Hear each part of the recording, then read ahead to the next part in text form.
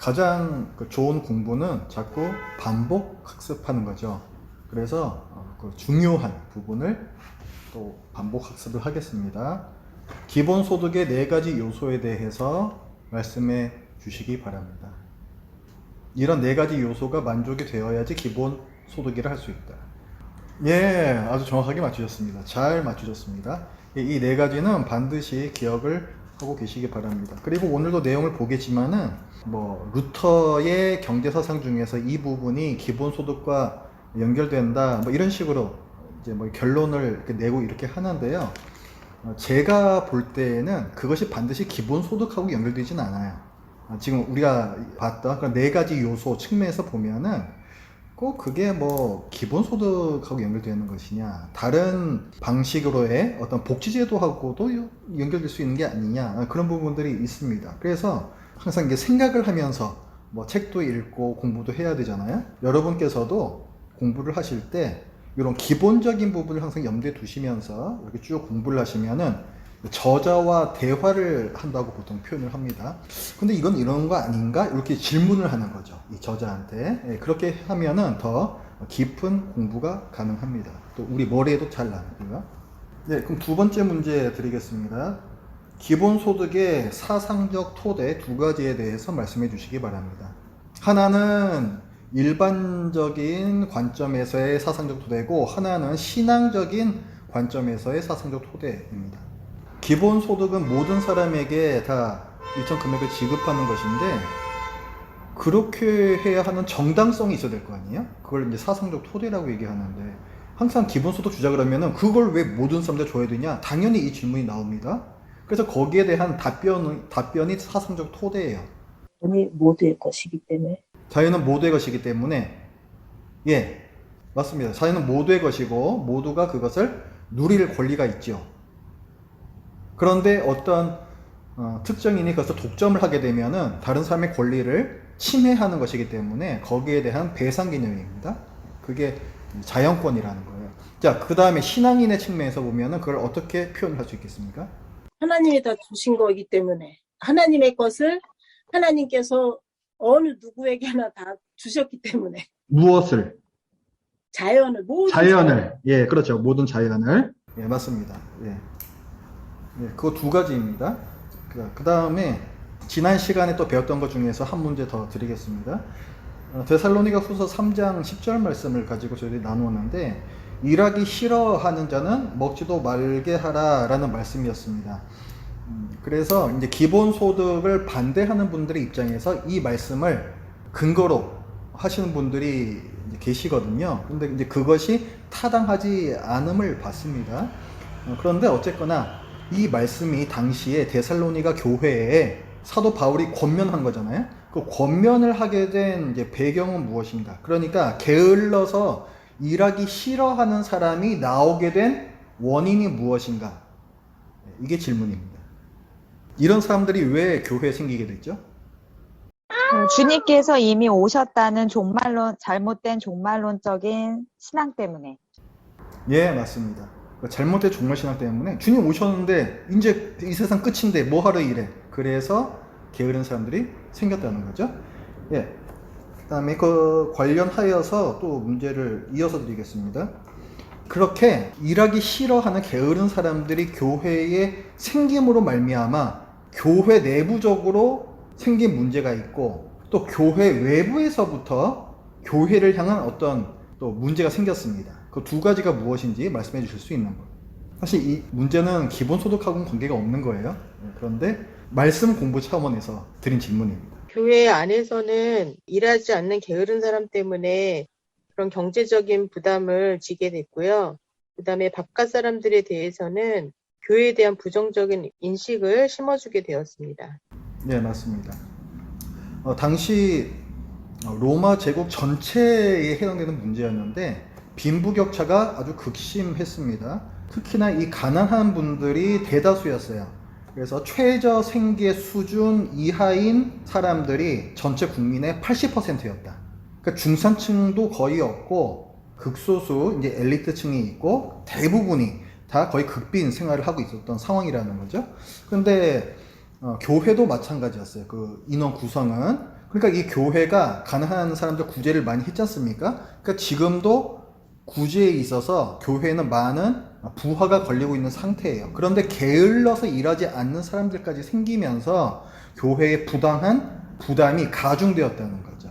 그게 교회 안에서의 문제고, 교회 바깥에서부터 안 그래도 교회가 황제 숭배를 하지 않기 때문에 반사회적인 집단이다 이렇게 찍혀 있었어요.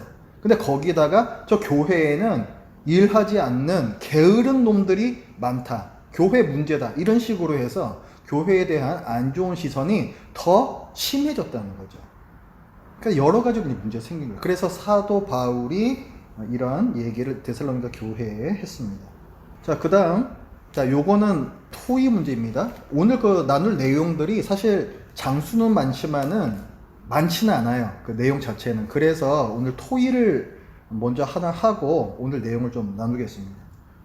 자, 기본소득은 누구에게나 다 주는 것이죠. 굉장히 부유한 사람이 있습니다. 그래서 이 사람은 매일 바다에 가서 서핑을 합니다. 서핑보드 타고 맨날 서핑하면서 하루하루를 지내는 사람이에요.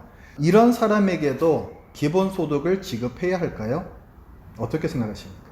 이것이 경제적 정의의 관점에서 봤을 때 혹시 문제는 없는 것인가? 또 기본소득을 우리가 배우고 있는데 그 관점에서는 또 어떤 혹시 문제는 없는가? 어떻게 생각하십니까? 아무 의견나 좋습니다. 말씀해 주세요. 자기의 생각을 말씀해 주세요. 가능하면 기본소득하고 엮어서 말씀해 주시면 더 좋습니다. 네, 저는 기본소득이라는 관점에서 주는 거는 기본소득 자체의 정의가 그러니까 그게 당연하다고 생각을 하는데요. 그래서 기본소득을 저는 찬성하지 않는 입장이거든요. 그렇게 서핑을 하는 사람에게까지 줘야 하는 이유를 사실 잘 못 찾았어요. 어떤 세금을 걷어서 기본소득을 줘야 한다면 그게 안 된다고요. 그렇게 서핑하는 사람들에게까지도 나눠줄 필요가 없다고 생각하는 입장입니다. 예, 세금 낭비가 된다는 거죠. 기본소득에 아까 우리 4가지 요소를 봤잖아요. 그 입장에서 보면은 줘야 됩니다. 그렇죠? 무조건적으로 뭐 일을 하고 있든 안 하고 있든 관계없이 보편성도 있고요. 다 줘야 됩니다. 그러니까 이게 문제가 된다. 세금 낭비고 그래서 기본소득을 찬성할 수가 없다. 자, 이런 말씀이었습니다. 자, 또 다른 분께서는 어떻게 생각하십니까? 뭐 같은 생각도 좋고 다른 생각도 좋습니다. 제 생각은 기본소득을 이제 복지제도 측면에서 생각을 하게 되면 상당히 반대할 수밖에 없는 입장인 것 같은데, 그러나 이제 이 기본소득을 복지제도로 볼 것인가 아니면 경제 흐름을 유지하기 위한 제도로 볼 것인가. 그래서 기본소득으로 복지 문제까지를 모두 해결한다고 생각하면 그거는 해결이 안 되고 방금 말씀하신 그런 문제들이 있을 것 같은데, 그러나 기본소득을 기본으로 하고 그리고 이제 복지제도는 별도로 추가로 또 복지제도를 한다고 하면, 그렇다면 기본소득의 취지상 기본으로 다 줘야 되는 거 아닌가, 그런 측면이 하나 있을 것 같고요. 그 다음에 이제 좀 관점을 달리해서 보면 복지제도의 문제점으로 많이 지적되는 게 받는 분들에게 부여되는 스티그마거든요. 그러니까 낙인 효과라고 그러죠. 뭐랄까, 이게 제대로 사회에 적응을 못하는 사람들에게 부여하는 게 복지제도라는 인식하에서 그걸 받게 되면 받는 사람들에게 낙인 효과가 있기 때문에, 그래서 이제 이 기본소득 같은 경우에는 기본적으로 그러한 낙인 효과 같은 거를 해소하는 차원에서 보편적으로 제공해야 되는 그러한 또 측면에서 보면 같이 제공은 하고, 그리고 이제 그 고소득자들에게는 그 텍스를 누진제로 많이 걷어들여서 그걸 가지고 추가적으로 또 복지제도를 시행하는 거로 좀 분리해서 생각한다면 저는 기본소득제는 모두에게 다 지불해야 된다, 이런 입장입니다. 예, 감사합니다. 자, 2가지 말씀해 주셨는데 기본소득을 복지제도로 볼 것이냐 경제제도로 볼 것이냐 관점을 좀 다르게 볼 수 있다 이제 말씀해 주셨어요. 그래서 복지제도로 보게 되면은 당연히 복지라는 것은 어려운 분들이 주 대상이 아니겠습니까? 그렇기 때문에 뭐 맨날 요트 타면서 노는 사람한테 돈을 준다는 것은 복지라는 차원에서는 이게 뭐 안 맞는 거죠. 그래서 그런 반대 의견이 나올 수밖에 없는 것이고, 이것을 경제제도로, 경제제도로 하면 결국 이제 그 어떤 소비 진작이나 이런 부분이 되겠죠. 맞습니까? 소비가 이제 늘어나면은 결국 고용도 늘어나고 경기가 좋아지는 거거든요. 그래서 그런 차원에서 경제정책으로 사용을 하고, 그 다음에 어려운 분들을 돕는 복지제도는 거기에 병행을 하면 된다는 거예요. 그러니까 어떤 그 양자택일처럼 기본소득을 하면은 복지제도는 없어야 된다, 이런 거는 아니라는 거죠. 그 다음에 이제 또 말씀해 주신 거는 그 복지제도의 문제점 중에 하나가, 자, 나는 어떤 수급권자다라고 했을 때, 아, 저 사람 못 사는 사람이구나, 이런 낙인 효과가 있어요. 실제적으로 모든 사람한테 다 돈을 주게 되면은 그럼 뭐 다 받는 거니까 뭐 그런 게 없겠죠. 그렇게 해서 일단 다 주고, 그 다음에 잘 걷어들이자는 거예요. 요트 사람들한테 요만큼 줬잖아요. 근데 누진세로 해가지고 이만큼 더 걷는 거죠. 그래서 그걸 가지고 뭐 기본소득 쪽에 쓰든 아니면 복지제도 쪽에 쓰든 또 유용한 곳의 재원으로서 사용하면 된다는 겁니다. 자, 일단 그 낙인 효과에 대한 부분은 좀 나중에 좀 더 얘기할 기회가 아마 있을 겁니다. 그리고 사실 제가 생각하고 있던 거하고도 이제 맥락에 이제 닿는 부분이 나왔는데요. 기본소득은 다 주는 거예요. 성격 자체가 다 주는 겁니다. 다 주는 건데, 이를테면 요트 타면서 사시는 분들 있잖아요. 자, 이분들은 사실은 세금을 많이 내고 계신 분이면 아무 문제가 없는 거예요. 이를테면은 뭐 쉽게 말해서 부모를 잘 만나서 많은 어떤 돈을 상속을 받았다. 그런데 그때 또 많은 상속세를 냈다라든가, 아니면은 어떤 많은 부동산을 갖고 있어서 거기서 내 지금 생활하는데 전혀 지장 없는 수익을 얻고 있다 하면은 그것에서도 또 많은 세금을 계속 내면 되는 거죠. 뭐 만약에 일을 하는 분이라고 한다면 아주 많은 돈을 버는 분들한테도 기본소득을 사실 줄 이유는 없잖아요. 그렇게 볼 수가 있잖아요. 근데 기본소득을 주고 근로소득세, 소득세 측면에서 이걸 또 많이 떼는 겁니다. 그러니까 이게 아까 말씀하신 누진세 개념이죠. 이 돈 많이 버는 분들, 그리고 바다에서 서핑하는 분들도 기본소득을 받을 사실은 권리가 있어요. 자, 기본소득의 사상적 토대가 뭐라 그랬습니까? 자연권이라 그랬죠. 그러니까 이분도 그걸 받을 권리가 있는 거예요. 그러니까 그렇게 이해를 하면은 뭔가 좀 억울하거나 좀 불공정하다 하는 게 좀 어디 풀릴까요? 뭐 어떻습니까? 기본소득을 하게 되면 실질적으로 중산층이나 고소득자나 상중하 모든 계층이 세금을 더 많이 내야 되는 상황 아닌가요? 기본소득을 하게 되면.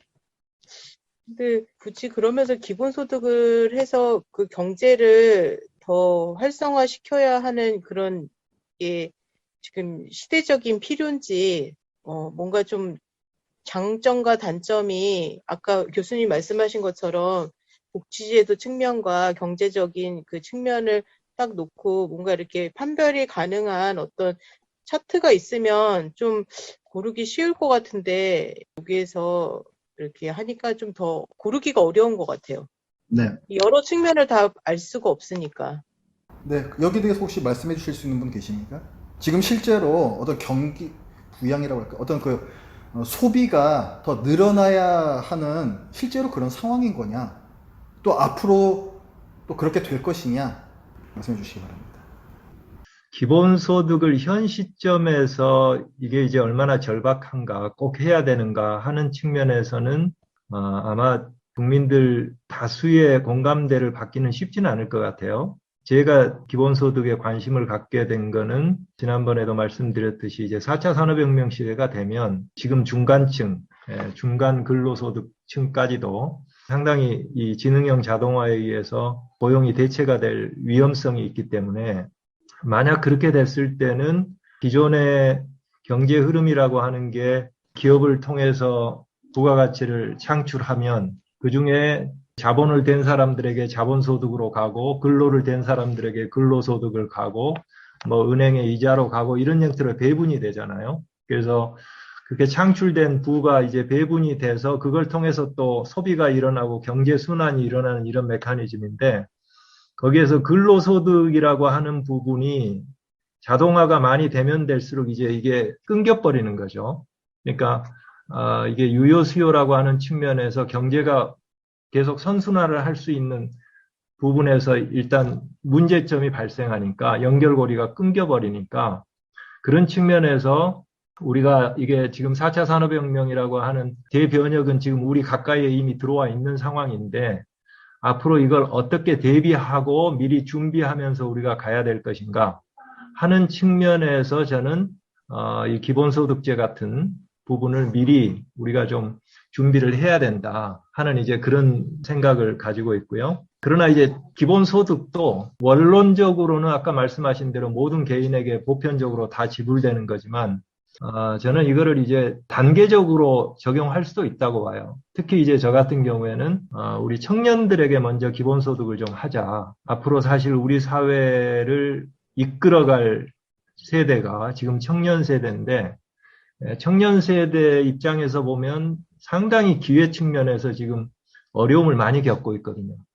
그러면 이 청년들이 좀 그 제대로 도전해 볼 수 있는 안전판, 발판을 좀 제공을 해야 되는데 사회적으로 많이 이렇게 도전할 수 있도록 그런 측면에서 보면 청년부터라도 기본소득을 하자. 저는 이런 생각이 있어요. 그래서 단계적으로 기본소득을 좀 넓혀가면서 우리가 4차 산업혁명의 큰 이 회의를 미리 좀 대비해야 되는 거 아닌가. 이제 이런 생각을 좀 하고 있고요. 그리고 결국은 이게 얼마나 이제 조세 시스템이 공평하게 잘 되느냐 하는 문제와도 결국 국민들의 여론은 다 연결되어 있는 것 같아요. 그런데 현재 우리의 조세 체계로 보면 면세점이 근로소득세 같은 경우에 제가 정확하게는 알지 못합니다만 연소득이 아마 한 3천 한 몇백만 원 정도까지는 면세점이고 그 이상 되는 경우에 누진세율을 적용해서 세금을 계속 늘린단 말이죠. 결국은 이제 1차적으로 기존에 우리 누진세제가 있는데 그 세제를 통해서 재원이 확보가 되면 모르지만 앞으로 이게 계속 고용 문제도 생기고 하면 그 부분도 줄어들기 때문에 그래서 이제 한쪽에서는 국토보유세 같은 이런 거를 이제 고민을 하는 것 같아요. 재원 마련 측면에서. 그러니까 아마 이게 재원 마련 이슈가 있고 그 다음에 조세 제도가 얼마나 이게 공평하게 진행되느냐 하는 것도 상당히 필요 조건이 좀 충족이 돼야 될 과제도 있고 그런 과제들이 동시에 충족된다 하는 조건 하에서 이제 기본소득을 이제 좀 논의하는 게 필요하지 않을까 하는 생각이 들어요. 그게 조건이 충족 안 되면 이거 공감대 얻기가 무척 어렵죠. 예, 감사합니다. 사실 이 기본소득이요. 지금 당장은 사실은 안 해도 돼요. 예, 좀 아주 단순화시켜서 말씀을 드리면 모든 국민에게 다 일정 금액을 지급하는 기본소득을 지금 당장은 안 해도 됩니다. 기본소득을 주장하시는 분들은 다 미래를 보고 하는 얘기예요. 근데 그 미래가 그렇게 멀지 않은 미래라는 거죠. 지금 4차 산업혁명 시대다 막 계속 얘기를 하지만은 어떤 직업의 그 대체가 계속 이루어지고 또 이루어질 거거든요. 계속해서. 그렇기 때문에 나중에 가가지고 정말 이 중간층이 통 비어버렸어요. 그 부분들이 다 밑으로 떨어져 버렸다는 얘기죠.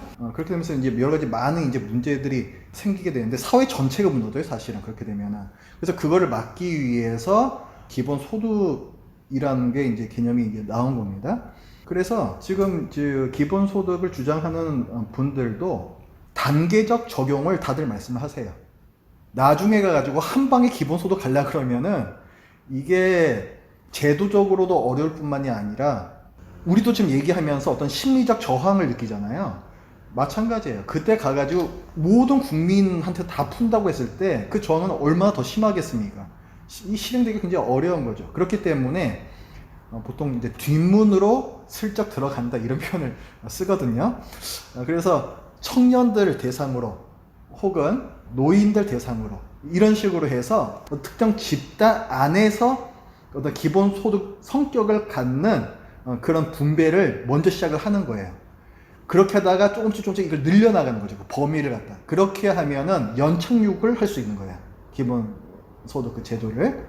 그래서 자, 기본소득을 지금 당장 해야 되느냐, 지금 현실적으로 그렇게 해야 되는 시기냐 했을 때는 지금은 아닐 수가 있다.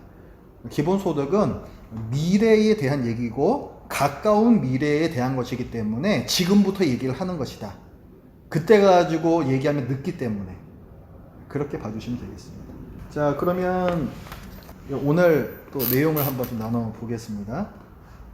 자, 오늘은 이름 뭐 한 번 정도는 다 들어보셨을 것 같습니다. 루터와 칼뱅. 칼빈 아시죠? 칼빈. 칼빈은 영어식으로 발음이고 원래 프랑스 사람이에요, 이 사람이. 그래서 원래 깔뱅입니다, 깔뱅. 그래서 오늘은 칼뱅이라고, 영어도 아니고 프랑스도 아니고 칼뱅이라고 오늘은 말씀드립니다. 책에 이렇게 나와 있어서. 예, 이분들은 우린 종교개혁가라고 알고 있는데 교회를 개혁해야 한다 이것만 얘기를 한 게 아니에요. 루터나 뭐 칼뱅이나 아니면 다른 당시의 그 신학자들이요, 관심사가 굉장히 그 범위가 넓었습니다. 그래서 사회 문제에 대해서도 많은 목소리를 냈고 실제로 자기의 주장에 입각한 제도를 실시를 하기도 했어요. 물론 당시에는 기독교 국가라는 어떤 그런 지금과는 다른 배경이 있었기 때문에 이게 또 가능했던 측면도 있습니다. 어쨌거나 당시 신학자들은 이 사회 문제에 대해서도 많은 관심을 갖고 있었다라는 부분. 저는 오늘날의 신학자들도 그렇고요, 성도님들도 마찬가지고 좀 그런 얘기를 좀 드리고 싶어요. 우리가 성경 하는데 그 성경 가지고 꼭 교회 안에서만 혹은 내 개인 신앙 안에서만 꼭 성경 하지 않았으면 좋겠습니다. 예, 물론 오직 예수 맞는데요. 그 관심사가 교회 안 또 내 안 여기만 머물러 있으면은 그거는 성경적이지 않아요. 왜냐하면 성경에는 이 사회에 대한 많은 말씀을 하고 있기 때문입니다. 경제에 대한 부분도 말씀을 하죠. 사회 정의에 대한 부분도 말씀을 하죠. 그게 다 성경에 들어가 있어요. 그러니까 우리가 정말 오직 성경이라고 한다면 우리 신앙, 교회뿐만이 아니라 이 사회 문제, 사회 정의에 대한 부분에까지도 우리는 당연히 관심을 가져야 돼요. 옛날이라고 봐야 될까요? 이 몇백 년 전에 이 기독교가 힘이 있었던 이유가 뭐냐면 그 부분이 잘 되어 있었기 때문에 그렇습니다. 오늘날에 왜 기독교가, 교회가 비웃음을 받을까요? 물론 뭐 어떤 윤리적 타락 이런 부분이 있죠. 그런데 뭐 몇백 년 전에는 그게 없었을까요? 있었습니다. 그럼에도 불구하고 교회 다니는 사람들은 좀 뭔가 좀 깨어있는 사람들이야, 그런 게 있었고, 교회 안 다니는 분들이 그 목소리를 들었다고요. 그 이유가 뭐냐면 사회에 대해서도 깨어있는 관심이 있었기 때문에 그게 가능했습니다. 그래서 이런 우리가 하고 있는 이런 과정을 교회에서 준비를 한 것도 사실 그런 목적이 있어요. 우리가 이런 문제에 대해서도 많은 관심을 가졌으면 좋겠습니다. 루터와 칼뱅은 16세기 유럽에 살았던 사람입니다. 루터는 독일 사람이고 칼뱅은 프랑스 사람이에요.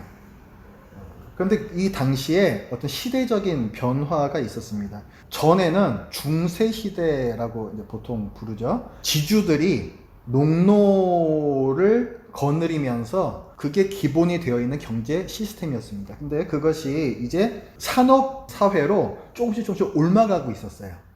그리고 또 당시에 어떤 신대륙 발견 이런 일들이 있었거든요. 신대륙 발견하니까 배들이 많이 다니잖아요. 그러면서 무역이 흥왕했습니다. 그러면서 무역 도시가 발달했고 또 무역을 통해서 많은 돈을 벌어들이는 그 자본을 축적하는 자본가들이 생겼어요. 그러니까 예전에 그 지주 중심에서 이제는 상업 중심으로 이제 바뀌게 되었다는 거죠. 이제 이런 시대적, 사회적 변화가 있었습니다.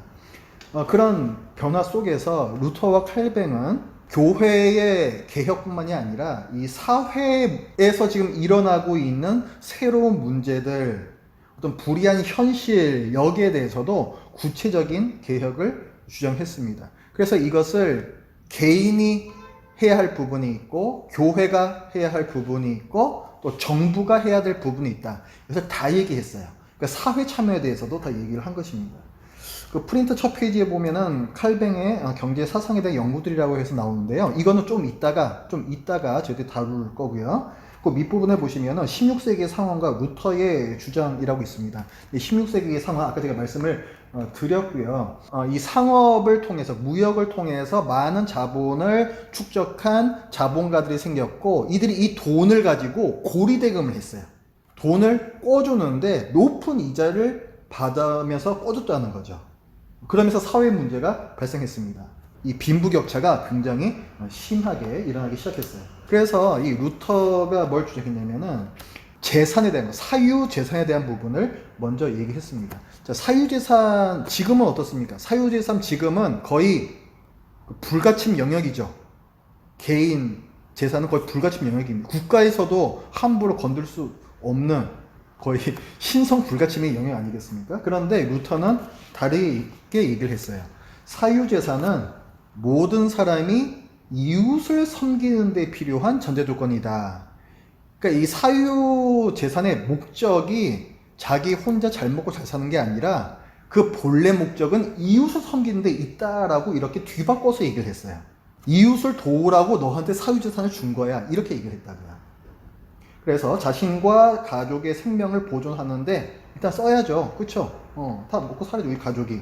그리고 남는 것은 내 것이 아니고 이웃 것이다. 그 남는 재산을 이웃을 위해서 사용하지 않으면, 자, 아까 그 사유재산의 목적이 뭐라 그랬어요? 이웃을 돕는 데 기본 목적이라고 그랬죠? 근데 그걸 갖다 얘가 안 했기 때문에 자기를 위해서만 더 쓴 것은 불이한 재물이고 도둑질이다. 이렇게까지 얘기를 했습니다. 그리고 그 밑바닥에는 네 욕심이 있는 거야. 네 탐욕이 있는 거야. 이렇게 지적을 했어요. 굉장히 좀 부담스러운 얘기죠. 굉장히 좀 부담스럽습니다. 그래서 하나님께서 우리에게 주신 재산과 소유는 선물이에요. 선물. 청지기 개념으로 보는 겁니다. 그냥 맡겨놓으신 것이고, 그래서 그것은 나만을 위해서 쓰는 것이 아니라 다른 사람 모두를 위해서 주신 선물로서 사용을 해야 된다.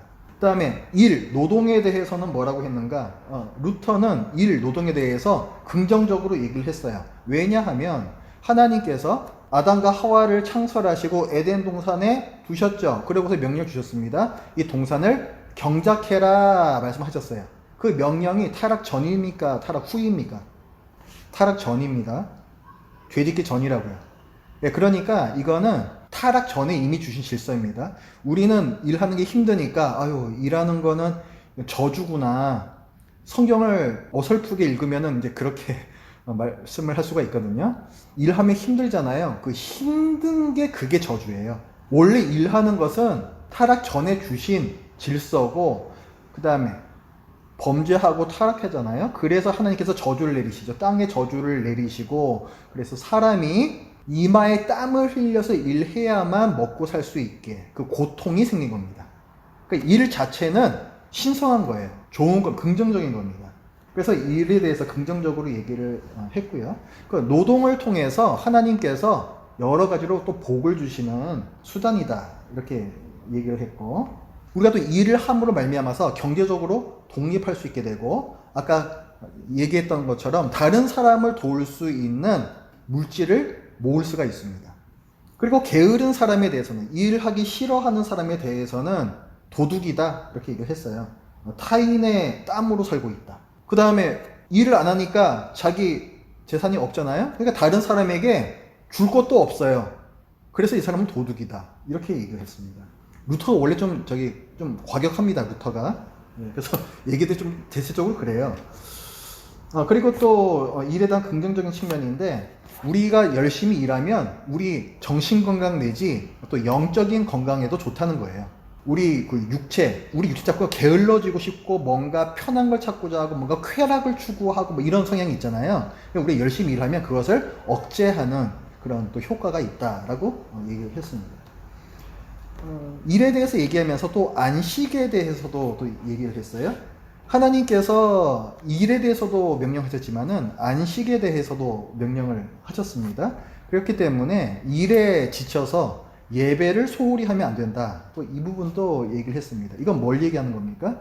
그 일을 절대화하지 못하게, 일을 우상시하지 못하게, 우리가 막말로 그까지 일 하루 안 해도 하나님께서 나 먹여 살려 주셔.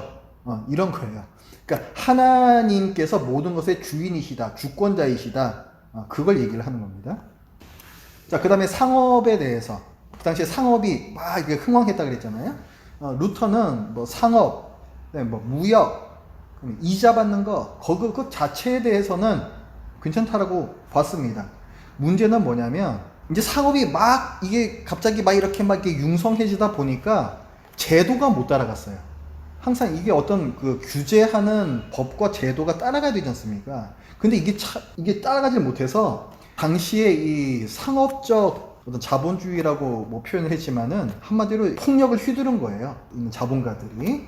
그러면서 또 이제 고리대금을 했다 그랬지 않습니까?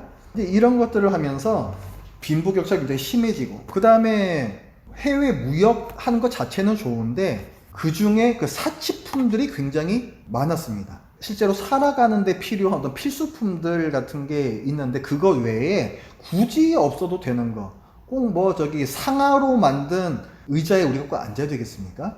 그럴 필요는 없잖아요. 근데 그런 것들을 들여오고 돈을 많이 모은 사람들은 또 그걸 갖다가 또 사고, 이제 이런 거를 하면서 재물을 낭비했다는 거예요. 루터의 기본 개념은 재물이 자기 거가 아니고 다른 모든 사람의 것이기도 하다라는 개념이기 때문에 이것을 죄악시했습니다. 그 다음에 이자에 대해서는 긍정했어요. 한마디로 그 원금 뜯길 수도 있잖아요, 꽂았다가. 그러니까 이자를 받아서 그걸 이제 보상을 갖다 이제 하는 이제 그런 건 당연히 필요하다. 그러나 고리로서 자본을 증식시키려고 하는 그런 목적에서 하는 거, 이거는 악덕이요 죄악이다, 이렇게 얘기를 했습니다. 그래서 돈 뽑아는 사람들은 돈이 부족한 사람들이잖아요. 근데 고리를 내다보면은 더 가난해질 가능성이 많은 거죠. 그래서 문제가 된다는 거고요. 그 다음에 신자들에 대해서는 이렇게 얘기를 했어요. 낮은 이자를 받든지 가능하면은 아예 이자를 받지 마라, 이렇게 얘기했어요. 이건 이제 성경적인 근거로 얘기를 한 건데요. 레위기 25장 35절 말씀에 내 형제가 가난하게 되어 빈손으로 내 곁에 있거든 너는 그를 도와 거류민이나 동거인처럼 너와 함께 생활하게 하되, 자, 지금 가난한 형제가 나왔어요. 너는 그에게 이자를 받지 말고 내 하나님을 경외하여 내 형제로 너와 함께 생활하게 할 것인지. 이자 받지 말고 꺼주라는 거예요. 그래서 그 사람도 너와 함께 살 수 있게끔 해주라는 거예요. 이게 이제 성경의 명령입니다. 그 다음에 뭐 신명기 23장 19절부터의 말씀에도 네가 형제에게 꾸어주거든 이자를 받지 말지니 곧 돈의 이자, 식물의 이자, 이자를 낼 만한 모든 것의 이자를 받지 말 것이라. 타국인에게 네가 꾸어주면 이자를 받아도 되거니와 내 형제에게 꾸어주거든 이자를 받지 말라. 이렇게 말씀이 나와요. 이자를 아예 받지 말라. 하나님 백성끼리는 특히나. 자, 루터는 여기에 근거해서 이런 얘기를 했고요. 자, 그 다음에 상품 팔려면은 가격을 매겨야 되잖아요. 자, 거기에 대해서 또 얘기한 부분이 있습니다. 루터는 가격을 매길 때, 자, 일단 그 상품을 만들려면 원 재료가 있잖아요. 그래서 그거의 원가라고 뭐 생각하면 되겠죠. 어떤 그 재료의 원가. 거기에다가, 자, 이 사람이 어떤 상품을 만들어냈으면은 거기 시간도 들여야 되죠. 그 노동도 들어가잖아요. 그래서 그거의 양에 비례해서 그 가격을 매겨야 되고, 그 다음에 어떤 내가 상품을 만들었는데 그게 꼭 잘 팔린다는 보장이 없죠. 그러니까 어떤 위험 부담이 있어요. 그래서 그런 위험 부담을 좀 감안을 해서, 어떤 자본 손실이 일어날 수 있는 그 위험이죠. 그거를 좀 감안을 해서 좀 더 붙여서 그 정도로 가격을 매겨야 된다. 이렇게 얘기를 했습니다. 아니 뭐 신학자가 별의별 걸 다 얘기를 하고 있어요. 네. 그래서 그 다음에 또 하나 얘기를 한 게, 아울러 그 다른 일을 하고 있는 근로자의 그 노력과 일당을 비교하여 결정해라. 뭐 제품을 만드는 일 외에도 이를테면은 밭에 나가가지고 농사 짓는 분들도 있을 수가 있고, 또 일단 뭐 가내수공업 행사했겠죠. 그런 일을 해가지고 뭔가 또 만들어내는 분들이 있었을 거 아니에요. 그럼 이제 그분들도 받는 돈이 있단 말이에요. 그분들 일당 이런 거하고 이 상품의 가격하고 좀 비교를 해서 적정한 수준으로 맞추자는 거예요. 프린트물의 맨 마지막 페이지 보면 제가 박스 하나 해놓은 게 있는데, 이게 우리나라 2018년 통합소득 통계 자료입니다. 이제 국세청 자료이고요. 통합소득이 뭐냐면 한마디로 뭐 근로소득부터 포함을 해가지고 내가 번 거 다예요. 말 그대로 통합이에요. 모든 걸 다 합친 거, 내가 번 거 다. 그게 이제 통합소득인데 최상위 0.1%에 해당되는 분들 2만 몇 명 정도 되거든요. 자, 최상위 0.1% 우리나라 국민의 이게 2만 몇천 명 됩니다. 이분들이 인당 연 14억 7,132만 원을 벌었다. 자, 이렇게 나왔습니다. 세금으로 거쳐진 걸 기준으로 지금 역산을 해낸 거죠. 자, 그러니까 아마 더 있을 수가 있어요. 그런데, 자, 일단 이 14억 7천이라는 것만으로도 보면은 이게 그 중위소득, 그러니까 중위소득이라고 하면은 그 소득을 쫙 일렬로 나래비를 시켜가지고 딱 중간에 해당하는 사람의 소득입니다. 그게 중위소득인데 그 중위소득의 무려 61배가 됩니다. 자, 그러면 우리가 뭘 생각을 해봐야 되냐면요. 뭐 중위소득이라고 하면은 뭐 여기는 뭐 대부분 뭐 우리다라고 이제 생각을 뭐 하고요. 저기 이제 0.1% 위에 계신 분들은 과연 나보다 그 일의 질과 양에 있어서 61배만큼 열심히 일한 것인가? 이걸 이제 생각을 해봐야 되는 거예요. 만약에 이 부분이 그렇지 않다고 한다면은 이건 정의롭지 않은 것입니다. 제가 예전에 그 회사 다닐 때 그 회사가 한창 잘 나갈 때였거든요. 일 매출이요. 연 매출 말고 일 매출이 3억 5천 정도를 찍었습니다. 그래서 그때 그 직원들끼리 회식을 하면요. 보통 그 한 사람당 5만 원짜리 식사를 할 수 있는 식당에 가서 먹었습니다. 근데 제가 그때도 그걸 먹으면서 이게 괜찮은 것인가? 사실은 약간 좀 마음에 약간 좀 불편 부분 좀 있었어요. 정말 내가 이 회사에서 물론 열심히 일하고 있는데 하루 일당이 이제 한 몇십만 원 정도 됐단 말이에요. 그러면은 그 당시에도 일당이 5만 원, 4만 원 이런 분들이 계셨단 말이에요. 그러면 내가 정말로 하루 동안에 그 일한 것이 그 질과 양에 있어서 그분들보다 몇 배에 이제 해당하는, 심지어는 그게 뭐 열 몇 배가 될 수도 있습니다. 거기에 해당하는 소득을 받을 자격이 있는 것인가? 이런 고민을 사실 했었어요. 근데 지금도 마찬가지라는 거죠. 지금 61배라 그러셨습니까? 61배? 중위소득이 61배면은 그 더 밑에 속하는 그분들한테 비하면은 이게 과연 얼마나 차이가 나겠습니까? 그 몇백 배가 차이 날 거라고요. 그럼 과연 그분들보다 몇백 배에 해당하는 일의 양과 일의 질을 그 노동을 함으로써 그분들이 그 소득을 벌어들이고 있는 거냐? 절대로 그렇게 생각할 수가 없다는 거죠. 그러면 이건 정의롭지가 않은 거예요. 그러니까 루터 같은 경우에도 이제 그 얘기를 한 거예요. 그러니까 다른 작업에서 일하는 근로자의 노력과 일당을 비교해서 상품의 가격을 책정해야 된다. 이것도 이제 같은 맥락입니다. 그래서 상인은 폭리를 취하려 해서는 안 되고 평범하게 생활할 만큼의 이윤을 붙여야 한다. 우리 그 코로나 자가 검사 키트도 한창 대란이 났을 때 그 제가 그 인터넷 쇼핑몰에다가 그 3,000원짜리 시켰거든요. 근데 안 와요. 얘네들 보내질 않아요. 이제 오를 기미가 보이니까 결국은 제가 못 받았습니다. 그러다 결국 이제 뭐 또 비싼 가격에 저도 살 수밖에 없었죠. 근데 그것도 참 사실 웃긴 얘기 아닙니까? 이게 뭐 갑자기 키트 만드는 그 재료의 원가가 올랐겠습니까? 아니잖아요. 그걸 만드는 사람의 어떤 그 수고가 더 들어갔겠습니까? 그거 하나 만드는데 시간이 더 들어갔을까요? 아니잖아요. 근데 왜 가격만 오릅니까? 단순히 이게 수요와 공급의 이 곡선, 거기에 의해서 이제 결정된 거잖아요. 그냥 이걸 그냥 놔두면 되는 거냐고요. 이 수요와 공급 곡선을. 그래서 어떤 정부의 개입이 필요하다. 이런 얘기가 나오는 거죠. 결국은 이제 이득을 본 거는 그걸 판 상인들이에요. 독점 폭리를 취한 겁니다. 안 된다는 거죠. 우리소도 지금 그 얘기를 하는 거예요.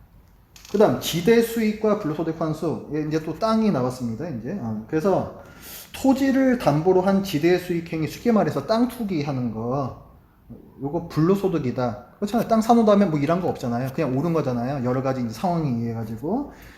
그래서 이건 불로소득이며 악하다 이렇게 봤습니다. 그래서 토지 매매를 통한 수익은 땀 흘려 수고한 결과가 아니기 때문에 그 수익을 다른 사람들하고 나눠야 된다 이렇게 얘기했어요. 그런데 그렇다면 다 나눠야 된다 이렇게 얘기를 한 건 아니고요. 그 중에 일부, 그래서 루터 같은 경우에는 차익이 있잖아요. 거기에서 한 10에서 20% 정도를 세금으로 내게 해라 이렇게 주장을 했어요. 그래서 왜 10에서 20%냐? 성경에서 그 11조를 얘기하지 않느냐. 네가 이만큼 돈을 벌었잖냐? 그래서 거기 11조 내라. 국가에다 내라. 이렇게 얘기를 한 거예요. 그 다음에 이제 왜 이거 토지 매매를 통한 이게 수익이 약하다라고 이제 봤냐 하면은 성경에 나오는 희년사상 거기에 근거해서 얘기를 했습니다. 그러니까 뭐 경제학적인 뭐 이런 어떤 그런 사상, 뭐 사회학적인 복지 뭐 이런 것 차원에서 얘기를 한 게 아니고 성경에 근거해서 얘기를 했어요. 그러니까 여기 우리가 보고 있는 이 사람들은 밑바닥에 다 성경이 있습니다. 그래서 우리가 사회 문제를 볼 때에도 항상 그 밑바닥에는 성경이 있어야 돼요. 그 성경의 안경을 끼고서 그 사회 문제를 봐야 됩니다. 희년사상이라는 건 뭐예요? 모든 땅의 주인이 하나님이시라는 거죠. 그렇기 때문에 토지를 누군가가 영구 소유할 수가 없어요. 영구 소유할 수 없기 때문에 그거를 또 영구 매매할 수도 없습니다. 그게 희년사상이죠. 나중에 다시금 원 주인에게 돌아와야 되는 거, 그게 희년사상이죠. 거기에 근거해서 이 주장을 했고요. 그래서 이 지대를 세금으로 그 수익을 좀 환수를 하게 되면은 이것만 해도 다른 세금 다 없애도 돼. 자, 이렇게 얘기를 했습니다. 뭐 당시 경제 상황이 어땠는지 잘 모르겠습니다만은. 그리고 경제에서 국가의 역할에 대해서도 또 얘기를 하는데, 우리 기독교인들은 하나님의 사랑을 입은 자들이잖아요. 그래서 이웃을 보면서도 그 사랑을 베풀어야 됩니다. 우리가 이웃을 섬기는 것은 곧 하나님을 사랑하는 거예요. 성경에서 보면 늘 그게 이퀄입니다. 그런데 그것을 개인의 자선에 의존하기에는 가난한 사람들이 너무 많다는 거예요. 우리가 다 돌볼 수도 없죠. 그렇기 때문에 국가에서 체계적으로 제도를 만들어서 이런 부분을 해결해야 된다라고 주장했습니다. 특히 일할 수 없는 사람 있잖아요. 일하고 싶어도 일할 수 없는 사람은 국가가 부양해야 된다. 국가의 책임이라고 얘기를 했습니다. 또 모든 사람이 인간다운 삶을 살 권리가 있으므로 국가가 그것을 지원해줘야 된다. 얘기를 했고요. 또 당시에는 귀족의 아이들만 교육을 받았거든요. 그럼 교육을 받고 안 받고에 따라서 당연히 거기서부터 차이가 나잖아요. 그래서 루터는 공교육을 주장을 했어요. 모든 아이들이 다 교육을 받을 수 있어야 된다. 자, 그 다음에 시장에 정부가 개입하는 부분에 대해서, 자, 아까 그 가격 책정하는 거에 대해서 어떤 자기 주장을 낸 게 있잖아요. 그래서 그 일을 정부가 감독을 해야 된다라고 얘기를 했습니다. 근데 이게 모든 상품에 대해서 국가가 다 그 가격을 통제를 하기 시작하면은 이건 공산주의죠. 이건 공산주의입니다. 이렇게 되면은 전체주의, 공산주의예요. 그러면서도 또 한 가지 조건을 단 거는 정부에서 가격을 정할 수 없다면 차선책으로 시장에서 결정되는 또 가격이 또 적절하다. 또 이렇게도 얘기를 했어요. 뭐 어쩌라는 말인지 잘 모르겠으나 이 양쪽 주장을 다 했습니다. 그리고 또 국가가 고리대금을 금지하는 조치를 취해야 된다. 얘기하고요. 자, 그래서 이제 루터와 기본소득이 뭐 연결되는 부분이 있는가? 예, 있습니다. 첫 번째는 첨부인권. 첨부인권이 뭡니까? 사람에게 왜 인권이 있어요? 사람이 하나님의 형상으로 지어졌기 때문에. 그래서 사람은 다 존귀하고 인권이 있는 거죠. 그렇죠? 그걸 이제 첨부인권이죠, 그게. 그렇기 때문에 모든 사람은 기본 생존권이 있어요. 오늘날에도 앞으로 이제 미래에 더 해당되는 얘기일 텐데, 4차 산업혁명 시대에 경제적 양극화가 이제 심해질 거거든요. 그럼 이제 그때 일하고 싶어도 일할 수 없는 사람들이 많이 생길 거라고들 다 보고 있습니다. 그 현실에서 그 사람들도 다 하나님의 형상으로 지어진 사람들이고 다 기본적으로 생존해야 할 권리가 있는 것이고, 그렇기 때문에 이런 루터의 사상과 그래서 기본소득과 연결이 된다, 이 얘기를 할 수가 있고요. 그리고 토지 독점을 반대했죠. 지금 기본소득에서 얘기하고 있는 그 재원 마련에 대한 부분이요. 그 중에 이제 하나가 토지에 대한 겁니다. 그래서 뭐 토지세라든가 오늘날에는 뭐 어떤 데이터, 뭐 지식 이런 것들도 사실 모든 사람들이 다 만들어낸, 옛날부터 모든 사람들이 다 만들어낸 인류의 재산이잖아요. 그래서 그것도 공유재라고 볼 수가 있어요. 그래서 그거를 사용해서 어떤 수익을 올리잖아요. 그럼 거기에 들어간 노동, 시간, 뭐 기술에 대한 거 당연히 거기에선 제가 수익을 취해야죠. 하지만 그 데이터 자체는 그 사람 것이 아니었기 때문에 거기에 대한 모든 사람에 대한 어떤 수익 배분이 있어야 된다라는 것이죠. 옛날에 보면 이게 다 토지인 거예요. 그러니까 생산수단 이런 부분에서도 이제 루터의 얘기하고 또 연결되는 부분이 있습니다. 그 다음에 뭐 이제 잉여 물질을 가난한 자들과 나눠야 한다. 또 체계적인 국가적 정책과 제도가 필요하다. 이것도 뭐 당연히 기본소득하고 연결이 되는데 사실 이거 두 개는 기본소득에만 해당되는 얘기는 아닙니다. 잉여 물질 가난한 자들과 나눠야 된다. 이거 반대하는 사람이 어디 있습니까? 어쨌든 뭐 자선의 형태가 됐든 자발적인 자선 형태가 됐든 이런 생각들은 누구나 다 하는 거잖아요. 꼭 기본소득에 해당되는 얘기는 아니고 또 체계적인 국가적 정책과 제도가 필요하다. 모든 복지제도가 다 마찬가지죠. 경제제도가 복지제도가. 그래서 이거는 뭐 꼭 기본소득하고 연결되는 부분이라고 좀 보기는 어려울 것 같습니다. 자, 그 다음 칼뱅의 이제 경제사상으로 넘어오겠는데요. 자, 우리 장로교죠. 우리 교회도 마찬가지고 장로교는 이 칼뱅의 신학을 기본으로 다 하고 있어요. 그래서 뭐 제가 성경 공부 때 가르쳐 드리는 것들, 설교 때 제가 말씀드리는 것들 모두가 다 칼뱅 안에 있다고 보시면 돼요. 그렇게 보시면 됩니다. 그러니까 이제 칼뱅이 또 경제 문제에 대해서는 어떻게 얘기했는가 또 우리가 좀 더 기울여 필요가 있겠죠. 자, 16세기의 사람입니다. 이 사람도. 이 사람은 프랑스에서 살다가 정치적 망명을 하게 돼요. 탄압을 받아서. 그래서 스위스로 건너가서 삽니다. 그래서 주로 이제 뭐 제네바에도 있었다가 또 다른 곳에도 있었던 이제 왔다 갔다 했는데, 특히 이제 제네바에 살 때 그 사회 문제에 대해서 목소리를 많이 냈어요. 그리고 실제로 그 사회 어떤 제도를 실시하게끔 하기까지 했습니다. 칼뱅이 아주 많은 일을 했어요. 이 사람은 그런 모든 일들을 할 때에 사회의 어떤 제도의 어떤 부조리 같은 걸 얘기를 할 때에도 항상 성경을 기준으로 얘기했습니다. 이 사람은 성경에서 이런 원리를 이야기함으로 여기서 다 자기 사상을 발전을 시켰어요. 돈과 부에 대해서는 뭐라고 얘기했는가? 아까 루터는 어떻게 했습니까? 칼뱅도 비슷해요. 칼뱅은 가난한 것도 마찬가지고 부자인 것도 마찬가지고 이 모두가 우리의 신앙을 입증하는 기회가 되어야 한다라고 얘기했습니다. 그러니까 내가 가난에 처해 있을지라도 신앙의 모습을 드러낼 수 있어야 되고, 내가 돈이 많을지라도 신앙의 모습을 나타낼 수 있어야 된다라고 얘기를 했어요. 성경에서 말씀하고 있는 바를 행해야 된다는 거죠. 자기 각자 처한 상황에서. 그리고 칼뱅은 성경에서 말씀하고 있는 무조건적인 사항 있잖아요. 그것도 인정을 했지만 한편으로는 정의의 문제에 있어서도 또 인정했습니다. 그러니까 사랑과 정의 이 두 가지를, 이 균형을 항상 생각을 했어요. 무조건 줘야 된다라고 이것만 주장하게 되면은 데살로니가 교회에서 봤던 것처럼 일하기 싫어서 일하지 않는 사람들이 나올 수가 있습니다. 칼뱅은 그것은 잘못됐다라고 얘기를 했어요. 그렇게 돼서 안 되는, 그건 경제적 정의에 맞지 않는 것이다 라고 얘기했습니다. 균형. 그리고 번영, 물질적인 번영은 하나님께서 주신 거예요. 내가 부자가 됐다, 돈을 많이 벌었다. 네, 하나님께서 그런 복을 주신 겁니다. 하지만 그것은 가난한 자, 못 가진 자들과 나누기 위한 것이지 자신만을 위한 것이 아니다. 루터와 같은 얘기를 했습니다. 그래서 하나님께서 주신 물질적 복이 공동체를 위해서 공유되어야 한다. 동일한 사상을 얘기했습니다. 그리고 이제 국가가 경제에 개입하는 부분에 있어서도 가난한 자들을 결국 돕는 건데요. 개인의 자선만으로는 안 된다. 개인의 자선이 필요 없다 얘기하는 거 아닙니다. 개인의 자선 필요해요. 앞으로도 계속 필요합니다. 하지만 그것만으로는 다 커버할 수 없다. 국가 차원의 체계적이고 제도적인 재원 마련과 그 실행이, 집행이 필요하다. 그래야 빈곤과 분배의 문제를 해결할 수 있다라고 주장했습니다. 루터와 비슷하죠.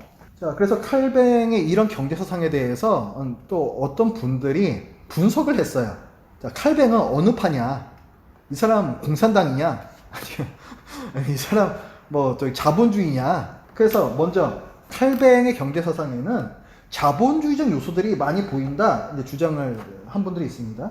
그 대표적인 분들이 막스 베버라는 분이에요. 좀 유명한 책인데 프로테스탄트 윤리와 자본주의 정신이라는 책이 있습니다. 이 책에서 이 막스 베버라는 사람이 뭘 얘기했냐면은 오늘날의 이 자본주의가 처음에 시작이 될 때에 그때가 바로 이 칼뱅부터의 이제 그 시기거든요. 이제 칼뱅이 뭘 주장했냐면 그리스도인들은 부지런히 일해야 되고 근검 절약해야 한다. 이런 기독교인의 어떤 덕목에 대해서 얘기를 했어요.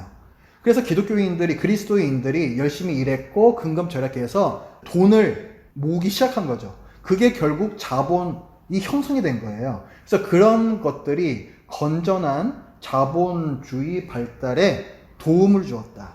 그래서 칼뱅이 이런 어떤 사유재산을 인정했고 또 노동을 긍정적으로 생각했고 또 근검절약을 또 얘기했고 이런 부분들이 다 자본주의적 요소를 갖고 있는 것이다. 이렇게 얘기를 했고요. 한편 또 칼뱅은 사회주의적 요소를 갖고 있었다. 이렇게 주장하는 분들도 있어요. 예를 들어서 가난한 자들을 무상교육시켜야 된다. 루터도 그런 주장을 했었잖아요. 칼뱅도 그런 얘기를 했었고 실제로 제네바 아카데미라는 것을 만들어서 공교육을 시켰습니다. 제네바 안에서. 그 다음에 구빈원이라는 게 있어요. 가난한 분들을 위해서 기금을 형성하고 복지를 실행한, 실제로 그렇게 했다는 거예요. 실제로. 그래서 이런 걸 보면 칼뱅에는 어떤 사회주의적인 요소가 있었다. 그리고 이제 또 다른 분들은 아니다. 칼뱅에게는 이 두 가지 요소가 다 있는데 그냥 두 가지를 갖다 합쳐놓은 게 아니고 이 두 개의 한계를 뛰어넘는 차원의 또 다른 것을 얘기했다. 자, 이렇게 얘기하는 학자들이 또 있습니다.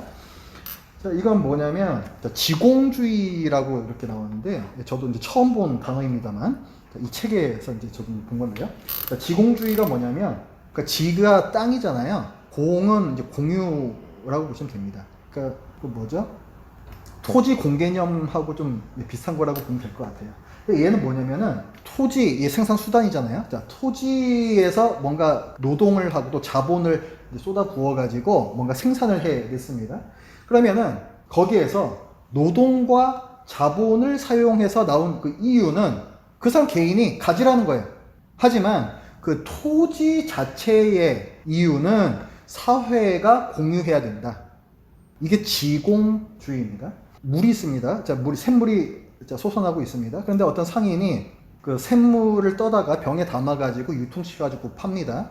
그러면 이 상인이 가져가야 할 이유는 어느 부분이냐? 자, 샘물 일단 찾아냈어야 될 거 아니에요? 어디 뭐 그런 수고와 또 샘물을 퍼야 되고 담아야 되고 그 다음에 용기 또 구해서 뭐 사든지 뭐 어떻게 해서 또 해야 되고 이걸 또 유통시켜야 되고 뭐 마케팅 해야 되고 뭐 여러 가지 비용들이 있겠죠. 이런 거에 대해 가지고 다 계산을 해서 거기에서 또 이윤을 붙여가지고 자기가 갖는 거 얼마든지 좋다는 거예요. 그런데 그 샘물을 자기가 딱 푸기 시작했는데 그 다음에 이제 샘물을 안 팔기 시작했습니다. 이 사람이. 자, 처음에는 샘물에다가 리터당 100원 이렇게 하다가 이제 독점을 해가지고 그 다음에 200원, 300원, 1000원까지 계속 올려받았어요. 이거 말이 됩니까? 안 됩니까? 코로나 자가 검사 키트 똑같은 거예요 지금. 그러면 안 되는 거죠. 안 되는 거죠. 물값이 왜 올라갑니까? 왜? 생수를 파는데 왜 물값이 왜 올라가요? 그건 아니잖아요. 그거는. 그러니까 일단 뭐 독점 자체도 문제가 있지만은 그 물 자체에다가 가격을 매기는 거는 어불성설이라는 거예요. 물은 그 어느 누구의 것도 아니기 때문에. 그래서 이런 거에다가 이윤을 같이 매겨서 팔았다면 그 이윤은 네 것이 아니고 다시 사회에다 풀어야 된다. 이렇게 주장을 하는 거예요. 이게 바로 지공주의입니다. 이걸 땅에도 적용을 하면 되는 거예요. 땅에도. 우리는 지금 그 워낙 이 땅이라는 것이 개인의 사유 재산으로 딱 이게 관념이 박혀 있어가지고 뭔가 거부감이 드는데요. 이걸 딱 살짝 이렇게 다른 걸로 바꿔치기 해서 하면은 쉽게 우리가 이해할 수가 있어요. 우리의 좀 이 고정관념을 좀 깨야 할 필요도 있는 것이죠. 자, 그래서 칼뱅의 이 지공주의라는 거는 자본주의적 요소와 사회주의적 요소가 짬뽕돼 있다 그랬는데 그 한계를 넘었다 그랬죠. 그래서 어떤 부분을 넘었느냐? 자본주의의 문제는 뭐냐면 지대, 차액을 통한 불로소득 거기서부터 빈부격차가 확 늘어난다는 거. 그 부분이거든요. 그래서 그걸 갖다가 없애야 된다. 그래서 이제 지공주의, 아까 얘기했던 이제 그런 부분이, 그 자본주의의 어떤 지금 생길 수 있는 그 위험 요소를 제거하자는 거죠. 그 다음에 사회주의의 문제는 뭘 제거하는가? 사회주의, 뭐 공산주의라고 보는 게 더 나을 것 같은데, 어떤 전체주의 집단화예요. 모든 그 경제를 정부가 다 통제를 합니다. 그러면은 일단 근로 의욕, 생산 의욕 자체가 떨어지죠. 굉장히 이 경제가 비효율적이 됩니다. 그때부터는. 그러니까 그런 사회주의의 위험성, 이걸 또 제거를 하자는 거예요. 그러니까 내가 노동하고 자본을 쏟은 거에 대한 이유는 네가 다 가져라, 이렇게 얘기했잖아요. 그러니까 그럼 이제 열심히 일해야 되겠다. 근로이익이 생기는 거죠. 그래서 이런 사회주의의 위험성도 또 제거를 하고. 그래서 요게 두 개를 갖다가 짬뽕하되 그걸 넘어선 개념을 칼뱅이 얘기했다라고 이렇게 봅니다. 칼뱅이 요렇게 얘기한 것은 다 성경에 이제 근거한 거예요. 그것도 다 신연법에 근거하고 있습니다. 루터도 그렇고 칼뱅도 그렇고 결국 이 땅은 하나님 것이다. 누구도 이것을 영구 소유할 수 없다. 여기에 근거가 있습니다. 그래서 칼뱅과 기본소득의 연결점이란 뭐가 있을까요? 아까 루터와 비슷해요. 예, 이 땅의 주인은 하나님이시다. 하나님께서 만드신 거니까 하나님께서 주인이시다. 그리고 신연법, 여기에서 이제 토지 독점을 반대한 것이고, 오늘날의 그 토지 독점을 반대하는 뭐 토지세 관련, 뭐 종합부동산세 뭐 이런 것들, 자, 이게 다 이제 엮일 수가 있다 하는 거. 그다음 두 번째, 불로소득 환수를 주장하는 지공주의적 요소. 자, 불로소득.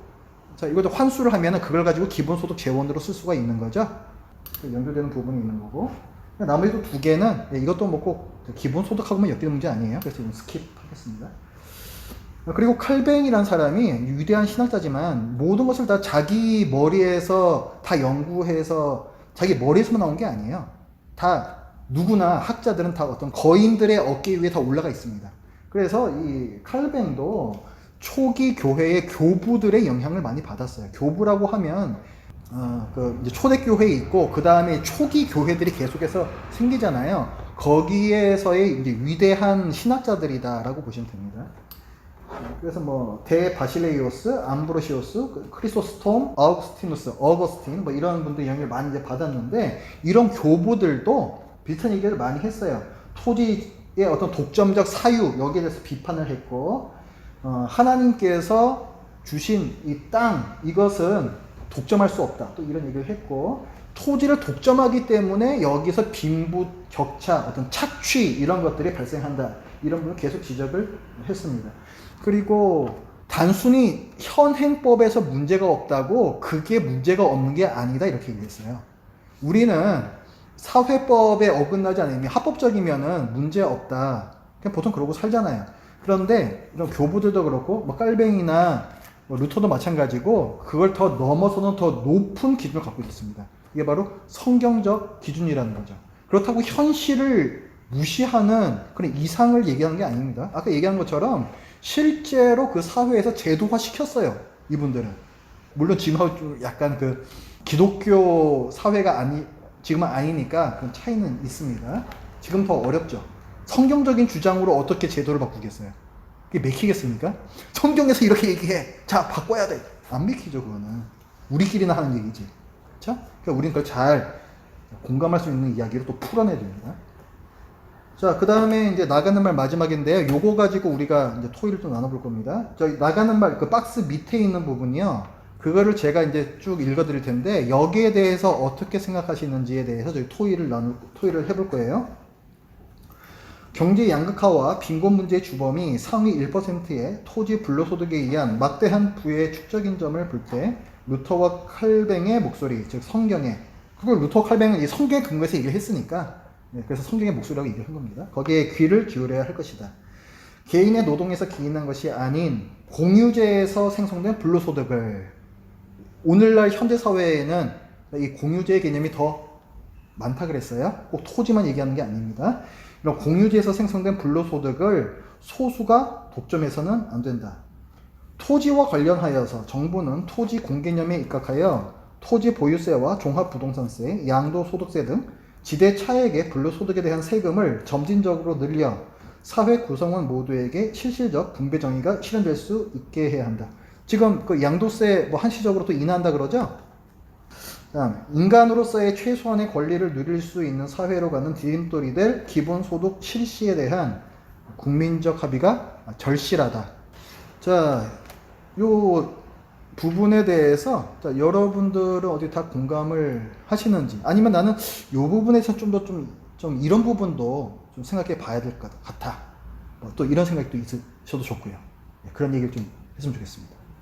꼭 여기 찬성하시라는 것도 아니고요. 꼭 이게 반대하시라는 것도 아니에요. 그런데 어쨌거나 우리 여기 생각을 우리가 서로 나눠봐야지 생각이 더 깊어지고 넓어지거든요. 그래서 우리가 하는 겁니다. 이제 오늘 논의 과정 속에서 좀 다른 포인트가 될 수도 있는데, 이제 생각해 본 거는 지금 얘기하는 것들의 대전제는 다 내게 아니다라는 거를 사람들이 전제를 깔고 있어야 이 얘기가 되는 거거든요. 내가 버는 건 다 내 거고, 어떤 노력을 해서 했던 것도 내 거고, 너하고 나하고는 상관없어가 되면 그 전제가 안 된다는 거죠. 그래서 중요한 키워드는 각 개개인들이 어떻게 보면 성경적인 말씀으로 보면 하나님의 사랑을 갖고 타인에 대한 사랑이 없으면 얘기가 안 되는 얘기구나. 개인적인 얘기고요. 그 다음에 제도적인 측면에서도 이 사회적 합의라는 마지막 이제 여기 정리하신 것 중에 우리 안에서도 생각이 다르고 하는데, 그런 사회적 합의라는 부분들이 되게 중요하겠다는 생각이 들었어요. 그래서 한 두 가지 정도 생각이 들었고. 그 사회적 합의라 하면은 뭐 이를테면 어떤 거에 대한 합의가 될까요? 이게 참 어려운 부분인데, 필리핀 부익부의 문제, 그 다음에 산업사회 이후에 빈부격차로 인해서 그 사회적인 갈등, 그 다음에 뭐 공산주의도 나오고 그랬잖아요.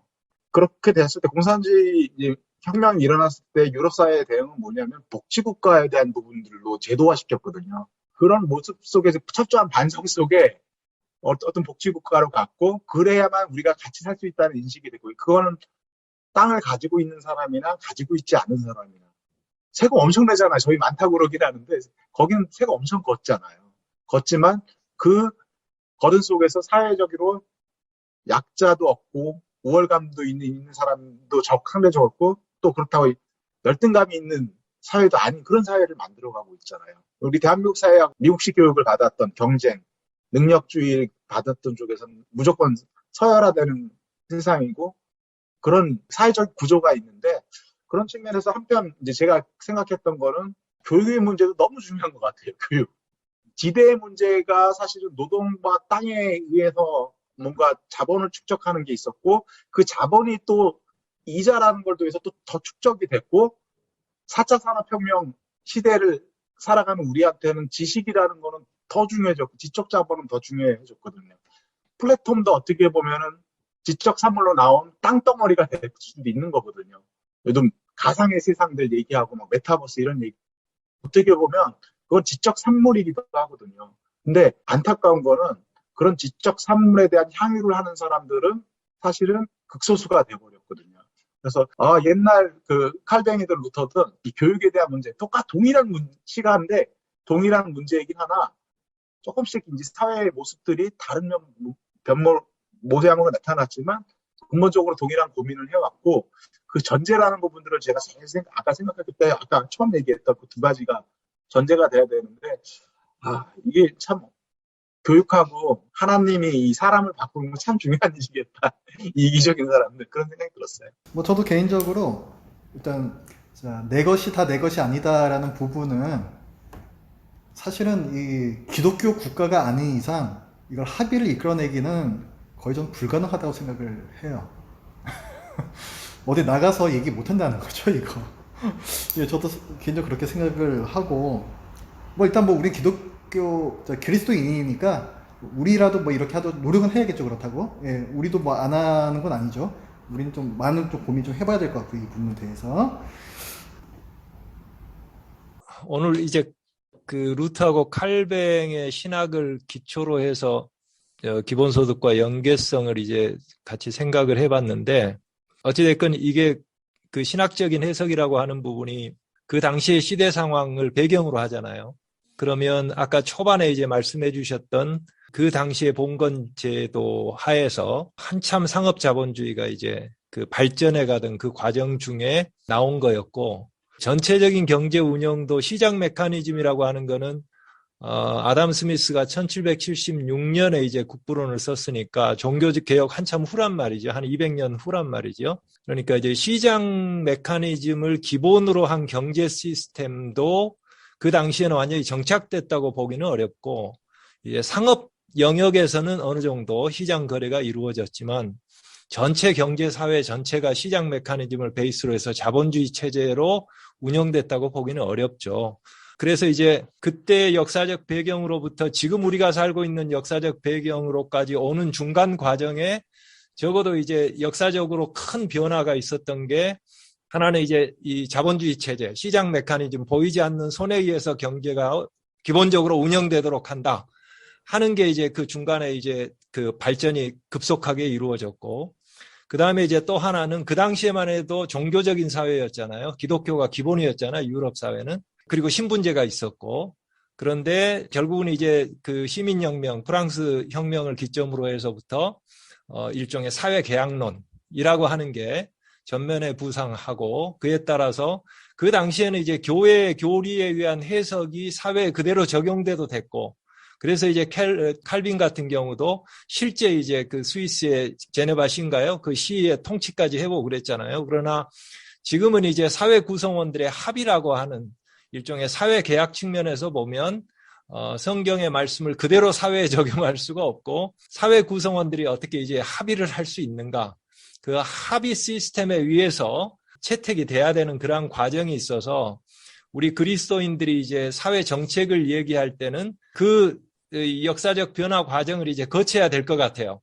그런 측면에서 보면 원리적인 측면에서 성경적인 원리가 어떻게 사회까지 적용될 수 있는가, 그리고 사회 구성원들과 어떻게 공감대를 확보할 수 있겠는가 하는 측면에서는 다른 비기독교인들이 그래도 공감할 수 있는, 이게 사회 계약론 차원에서 합의할 수 있는 주요 관심사, 공통 관심사는 무엇일까? 이제 이런 측면에서 성경적인 원리와 우리 공동체의 건강한 유지라고 하는 다른 구성원들이 동의할 수 있는 접점을 우리가 이제 찾는 게 상당히 중요하지 않을까 하는 그런 생각이 들어요. 그런 측면에서 보면 적어도 공통적인 관심은 우리 공동체가 지속적으로 그래도 유지 발전해야 되는 거 아니냐. 이렇게 가다가는 우리 공동체가 무너지는 거 아니냐 하는 그러한 부분에 대해서는 어느 정도 공감대가 있지 않을까 하는 생각은 들어요.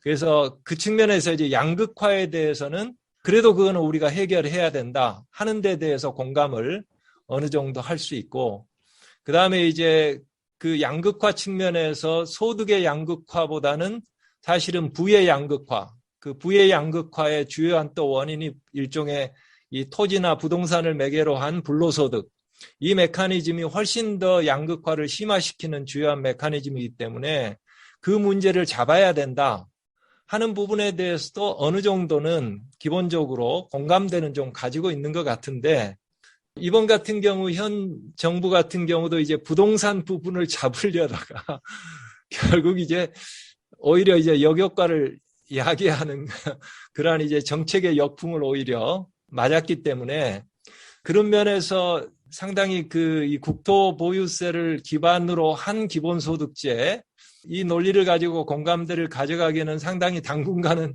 좀 쉽지 않은 그러한 상태가 된 것 같은데, 그럼에도 불구하고 우리 믿는 사람들 안에서부터라도 우리 사회에 공감대를 낼 수 있는 어떤 공통된 공유된 의견이 있죠. 이런 부분들에 대해서는 교계 안에서라도, 기독교인들 안에서라도 이게 공감대가 형성돼야 되는데, 오히려 지금은 기독교계 안에서 더 극단적인 양극화 현상들이 더 일어나서, 그래서 그 부분에 있어서도 이게 일종의 반공주의 이데올로기가 이 신앙의 이데올로기보다 훨씬 더 상위에 위치해 있어서 사회주의적인 요소가 좀 가미된 것 같다 하면은 그냥 이 정서적으로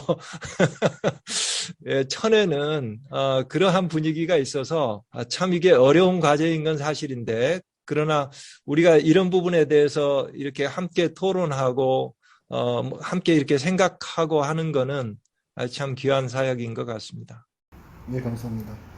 또 사회공동체 유지 존속이라는 부분에 대해서는 모든 사람이 다 공감할 수 있는 부분 아니겠느냐 하는 부분하고 우리나라의 그 어떤 전쟁이라는 배경이 있잖아요. 그러다 보니까 워낙 또 사회주의라는 단어만 나오면은 다 이제 알러지 반응을 일으키는 분들이 실제로 굉장히 많습니다. 그래서 그 부분도 참 어떤 우리 큰 어떤 장애물이기도 하고 이런 말씀을 또 해주셨어요. 또 한 분 정도 더 말씀 들어보고 마치겠습니다. 제 생각에는 이 기본소득은 언젠가 시행이 될 거라고 생각을 하고요. 최상위 이 0.1%가 이제 있고 나머지 99.9%가 있잖아요.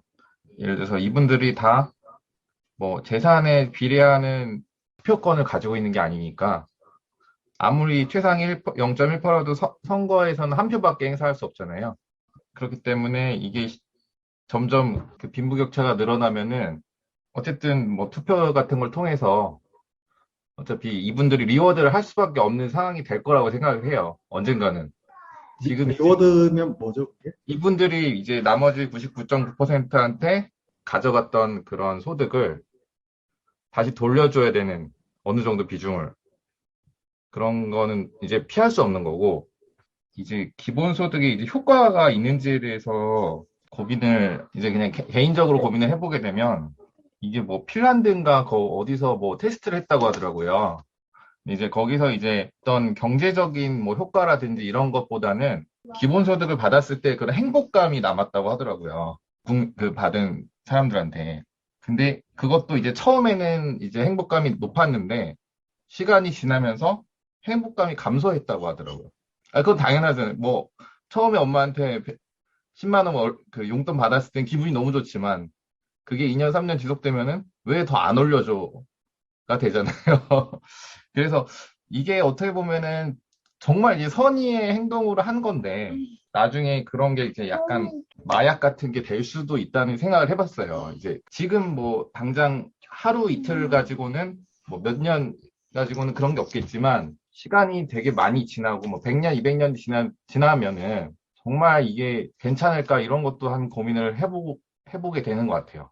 심리적인 면에서 얘기하시는 네네. 거죠? 그냥 혼자서 그러니까 이게 정답은 없는 건데, 혼자서 이제 여러 가지 생각을 해보면 이제 그런 게 있는 것 같고, 그럼에도 기본소득은 어차피 허용이 될 수밖에 없을 것 같고, 되면은 이 제도를 좀 체계적으로 잘 짤 수밖에 없는데, 그게 정말 어려운 일인 것 같은데. 그 재원을 이렇게 토지 공개념 이런 얘기도 나왔지만 토지 공개념이요? 이런 식으로 재원 마련하는 것에 대해서는 어떻게 생각하세요?